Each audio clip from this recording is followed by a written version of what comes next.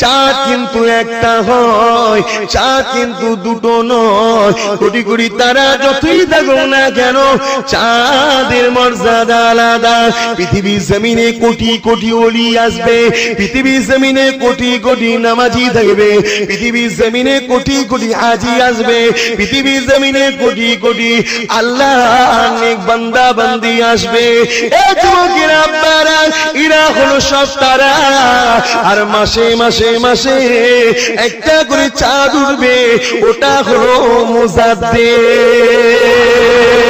100 বছর আগে কিংবা পরে আল্লাহ মুজাদ্দিদ পাঠাবে, এদেরকে আল্লাহ পাক এত নিয়ামত করবে, তামাম ওই পিরিয়ডের ওলিদের বাদশা বানিয়ে দিয়ে পাঠাবে।